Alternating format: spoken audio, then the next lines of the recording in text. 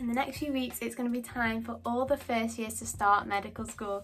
And honestly, this is such an exciting time. I'm so excited for you, but I can imagine you are probably very nervous as well. So in this video, I'm going to be giving you all my tips on how to prepare for medical school if you're starting in the next few weeks. Some of these tips are things that I did, some are things that I didn't do, and I wish I did, but regardless, on the other side, looking back, these are things that I think you should do if you're starting medical school in the next few weeks. So if you're new here, my name's Amelia and I'm a second year medical student. I've just finished my first year and I'm going into second year in a few weeks. So with that said, let's get into the video. So tip number one is something you shouldn't do, and I know that's very controversial because I've just said all the things that you should be doing. So tip number one is do not buy a stethoscope.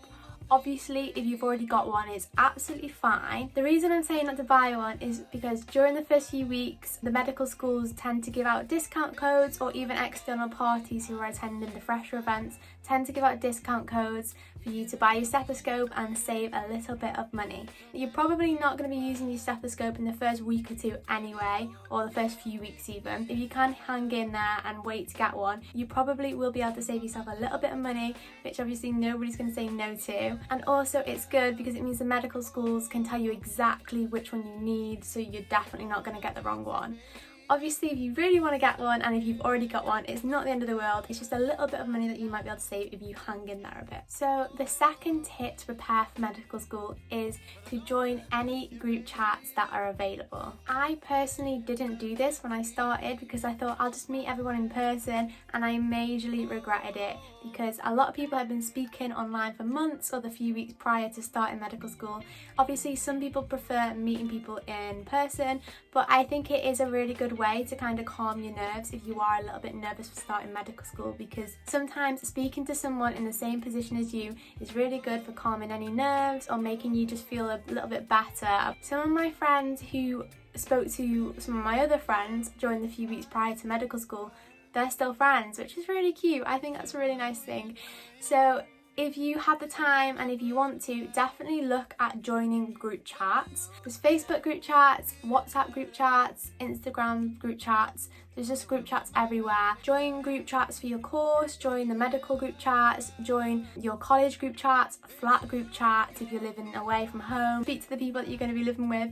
Funny story, when I moved into my flat, I was the only person not in the group chat, and I was like the mystery person. Nobody knew who I would be the last person moving in, so it was a bit of a surprise for them. Any group chats that you want to be in, definitely join and meet people and speak to people in the same position. The third tip is to watch how to study videos.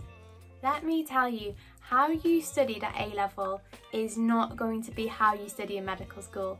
I promise you. Even if during medical school you do keep it similar, something will change throughout medical school where you do it different to A-level. Everyone goes through the phase of doing what they did during A-level, during medical school, realising it's really not working and either tweaking it or doing something completely different. And when you get to the realising it's not working stage, it's a really good idea to have a bank of study methods in your head so that you can try different things. And I mean, it's so important to try multiple different things and find out what works for you. Even different subjects in medicine you might do differently, but it's so important to try different things and find what works, because studying medical school will change, and what you do in first year probably will change throughout second year and third year and fourth year and even fifth year. So just be prepared for that, and having a bank of things in your head might make it slightly easier when you get to the stage where you think, oh, this isn't working for me anymore, so you have different ideas of things to try. My fourth tip on how to prepare for medical school is to try and spend a day in the place you're going to be studying. It definitely might be a good idea to go up a second time if you've already been, after you've firmed your decision that you're going to that medical school. A lot of people may have already done this, But sometimes people have just gone to open days or just gone to offer holder days and not gone to open days, and it's a really good idea, even once you've firmed your medical school choice, to maybe even go back a second time or go for the first time if you've not been yet. Get familiar with the surroundings and get familiar with the place, just so you feel a little bit more comfortable and a little bit more familiar when you do actually take the plunge and start there or even move there. My fifth tip is to get placement clothes. Obviously this is not applicable to every medical school because every medical school operates different. Some go on placement from first year all the way through, some just have a few weeks both in first year and second year where you're going to be on placement. Obviously some medical schools give scrubs as well, so if that's your medical school, it's not applicable to you, but a lot of medical schools don't give scrubs in pre-clinical years, or a lot of medical schools especially don't give scrubs in first year. If you know in your medical school you are going to be in placement in first year, it's definitely a good idea to get some clothes for placement, just so you're prepared and you're not stressing last minute, what am I going to wear? There's nothing worse than stressing about outfits when you've got a million other things going on and you're settling in and you've got loads of stuff going on. You just don't want to be stressing about outfits as well. So it's definitely a good idea to get some placement outfits. When I say clothes for placement, you do not need a lot. Do not go out and buy a full wardrobe of placement clothes.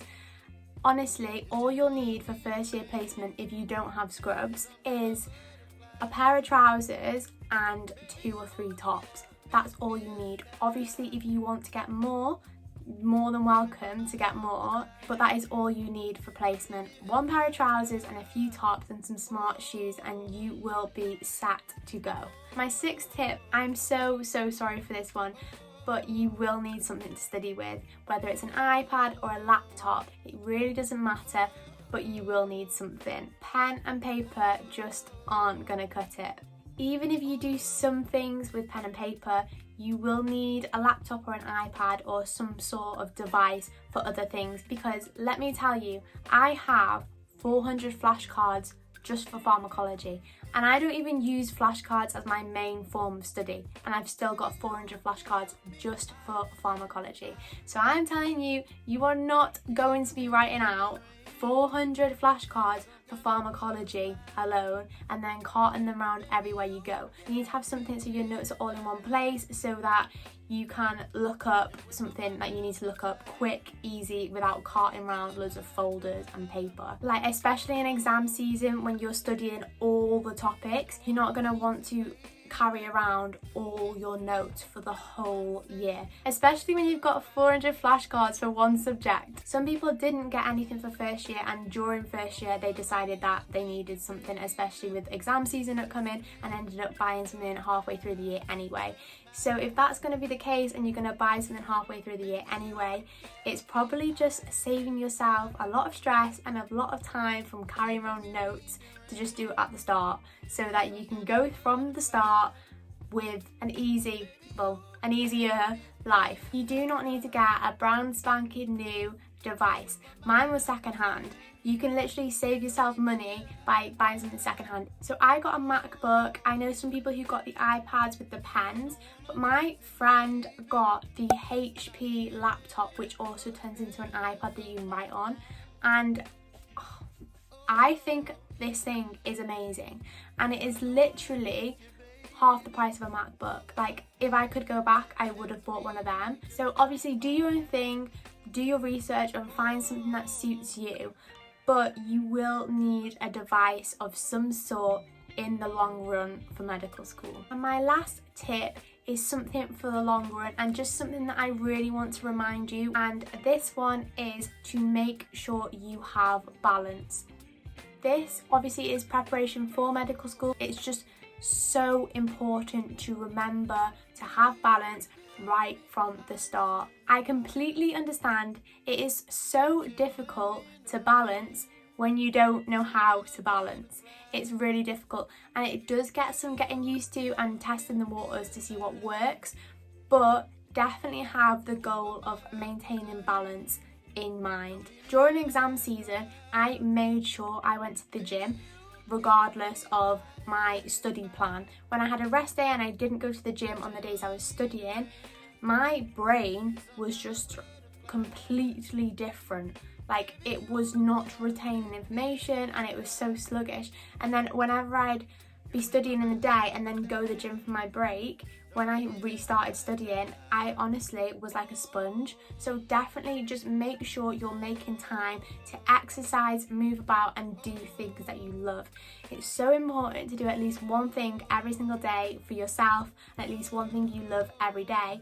Even if it's just listening to music, watching your favourite TV show, going for a walk, FaceTiming your friends, going to the gym, doing an activity, absolutely anything. Just please make sure you're doing at least one thing for yourself every single day from the start, and make sure you maintain that throughout the year. That is just a massive key tip that I really want you to take into medical school with you as you're starting. So thank you so much for watching this video. I hope I've given you some valuable tips and advice, and I hope you're not feeling too nervous for starting medical school, because you are gonna have the best time.